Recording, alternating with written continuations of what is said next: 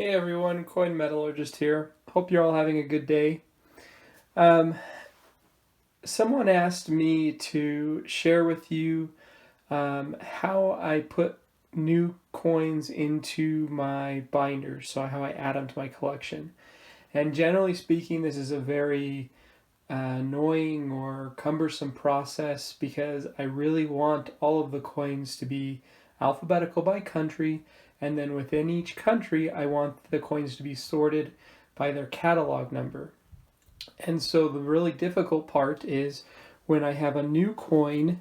So we're looking at coins from Argentina, and we have a new coin that needs to go right in the middle of a page, or here, or one here.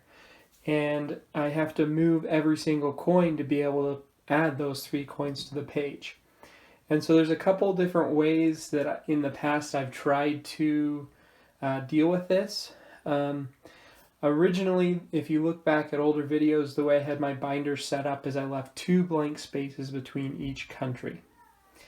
And then last winter, when I went through a lot of bulk world coins, something that I went through as a strategy to help decrease the amount of time I spend moving coins from spot to spot is I've been using these like 9-inch 2x2 boxes, and as I go through coins all winter long, I just put the new coins in these boxes in alphabetical order, and then just at the end of the winter, so where I am now in the spring, I have 8 of these full of new coins to put into my non-precious metal typeset binders. And that way I only have to go through that whole process less frequently, at least. Last winter, after I added coins to the binders, I changed the spacing between countries to try to make it so if I add a bunch of coins to Argentina, I don't necessarily have to move the coins from the countries before or after Argentina. And the way I did that is I tried to start as many countries as possible at the beginning of a page. And so Argentina starts here, and there's 4 pages of coins from Argentina. And then there's a great big empty part after the end of Argentina, and I start the next country, Armenia, here at the beginning of a page. Now Armenia and Aruba, there's few enough coins from each of them, both of them are on one page. But I left a lot more empty space between countries. Now, I think that strategy had some positive points, and I'm hoping that will cause me to move less coins this time around than I would have to. But I'm going to go one step further this time. I'm going to take it really slow, and the thought here is that, for example, with Argentina, I'm going to look, for Argentina I already have looked at the coins that would fit into my collection that goes into this binder. So we're talking non-precious metal, typesets, generally speaking circulation coins, whether they're commemorative or non-commemorative coins.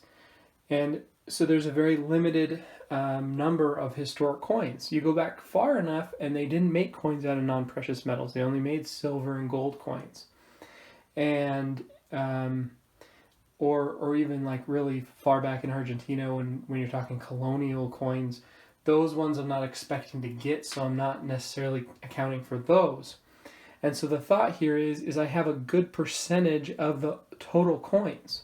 So for example, once I add these 3 coins to the coins on this page, there will only be 2 gaps of coins that I do not have in that page, that first page of coins from Argentina. And so it makes sense for me at this point to leave the gaps for those 2 coins.